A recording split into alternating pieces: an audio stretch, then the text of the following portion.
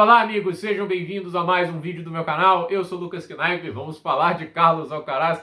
Aleluia! Voltou a ganhar o Masters 1000, ganha o do Lorenzo Musetti por 2-1 e é campeão em Monte Carlo. Não ganhava um título desse nível, né, Masters 1000, desde Indian Wells no ano passado, que inclusive tinha sido a última final dele em torneios deste nível, né? A inconsistência do Alcaraz é um problema. Isso daí acho que não dá para negar. Eu acho que a inconsistência dele existe dentro do jogo. Esse jogo é muito detalhe disso, mas acho que assim, o jogo primeiro set, Alcaraz impaciente, não estava resolvendo fácil pontos com o Musetti, as variações do italiano estavam incomodando. No segundo set, esperou mais para atacar, escolheu melhor os momentos. Não é sempre assim, às vezes tem uns erros dele ali que são muito evitáveis, mas eu acho que no contexto geral ele começou a envolver mais o Musetti, né? E ele conseguiu dominar o jogo. E no terceiro set, fisicamente, parece que o Musetti sentiu alguma coisa e o jogo foi embora de vez, né? Mas de qualquer jeito, assim, uma grande vitória para o Alcaraz, uma campanha dura. Não foi o torneio mais convincente dele, né? Ele teve momentos ali que esteve próximo de uma eliminação,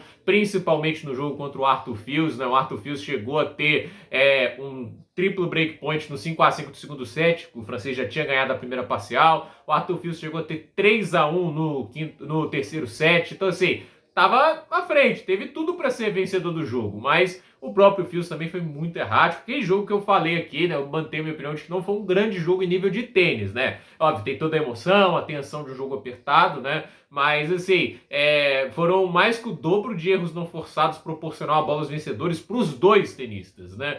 E, assim, o cara, depois ali, né, das semifinais, me parece que ele começou a jogar um pouquinho mais de paciência. Isso é necessário, mesmo para um cara do talento dele, né? Porque, assim, o que deixou o Federer, o Nadal, o Djokovic como os melhores da história não é necessariamente a capacidade de matar um ponto rapidamente. Todos tinham, de certa maneira, sua capacidade de fazer isso, mas é a inteligência de saber usar os recursos certos, nas horas certas, na maior parte do tempo. Você não vai fazer isso 100% corretamente o tempo todo, obviamente, mas fato é que, assim, o Federer e o Djokovic, o Nadal, eles tinham muitas ideias, né, para conseguir sair de problemas, ele se adaptava a quase todo tipo de oponente. Então, assim, o Alcaraz ainda é um cara que precisa fazer isso melhor. Eu não acho que ele tem tanta variação tática, né? Um cara que gosta de ditar o ritmo do jogo, de ser agressivo, de estar no controle da situação. E quando ele perde esse controle, a gente já vê muitas vezes, assim, um cara que é capaz de ter um pico de produção maior do que qualquer outro tenista. Para mim, o pico dele é até maior que o do Sinner.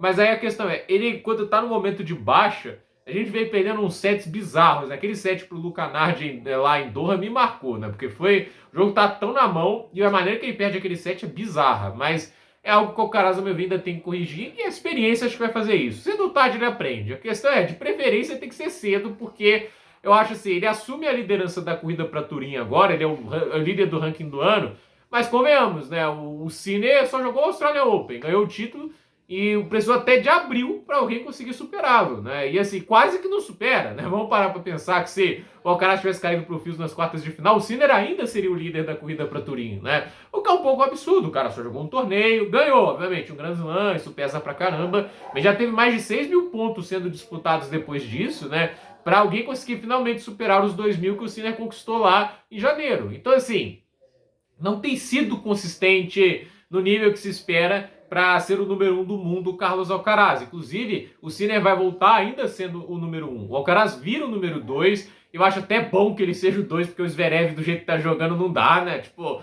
eu não incomodava em nada o Zverev ser o número 2 na temporada passada, porque na maior parte do tempo ele tava ali chegando longe nos torneios, ganhavam eventualmente, ganhou Paris, né? Mas o Zverev nesse ano me incomodou como número 2, porque ele não estava mostrando a postura também e nem o tênis para isso, né? E assim, vamos ver o que ele faz agora em Barcelona, o que ele vai fazer em Madrid. Eu não sou aquele cara louco, vai ganhar Barcelona e tudo isso. O cansaço que ele tem nessa semana pode impactar negativamente lá. Vamos ver como ele gerencia isso, né? Ele tem que saber trabalhar essa questão do cansaço acumulado também, né? Para não forçar demais o físico. O Alcaraz também não é o cara mais resistente a lesões também no Tour, já teve seus problemas com isso. Inclusive, Monte Carlo sempre foi um torneio que atrapalhou, assim, a rotina de lesões do Alcaraz atrapalhou muito o Monte Carlo. Ele jogou 2022, caiu na estreia, não jogou 23, não jogou 24, volta em 25 é campeão.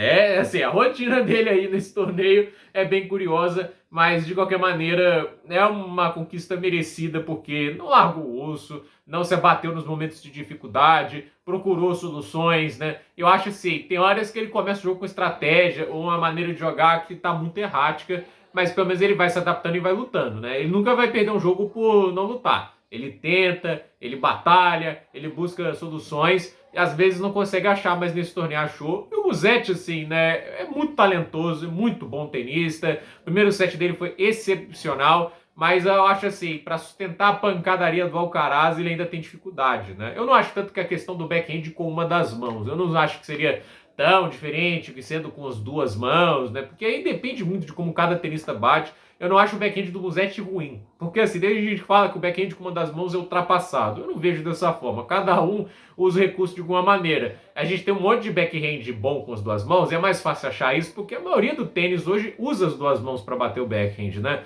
Mas assim, durante um tempo, né, a gente teve representantes absurdos com o backhand de uma das mãos. Roger Federer, Stanislas Wawrinka, entende? Eu acho que assim, esses caras no auge contra o Alcaraz, você não ia facilmente conseguir dominá-los só agredindo no backhand do Federer. Ah, mas o Nadal não conseguia isso, né? Mas o Nadal tinha o dobro de giro no forehand do que o Alcaraz. Para mim, o forehand do Nadal, as pessoas ficam comparando o forehand do Alcaraz e do Nadal, eu acho o forehand do Nadal bem acima. Até pela inteligência na maneira de usar e eu acho que pelo dinamismo também. Eu acho que o Nadal era menos errático.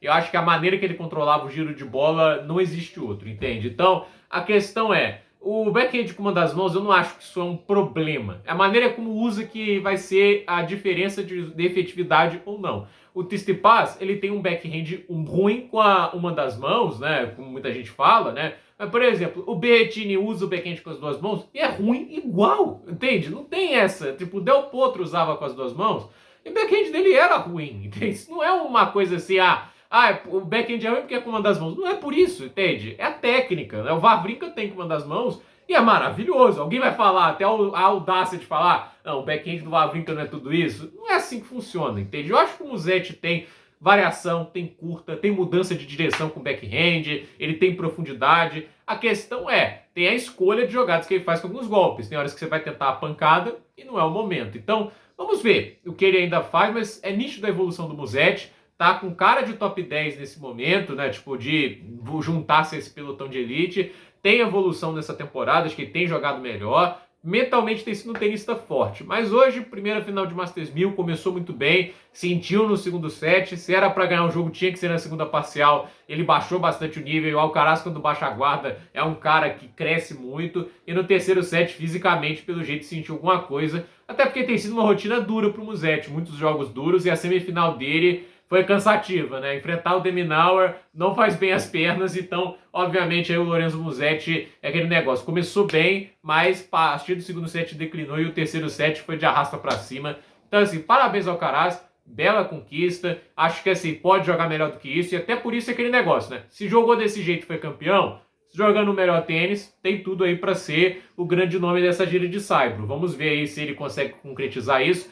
Tá inscrito para jogar em Barcelona, no momento ainda não há confirmação se ele vai desistir ou não. O Alcaraz normalmente não é o cara que faz isso, e por Barcelona ser um torneio de casa, né? Madrid também é, né?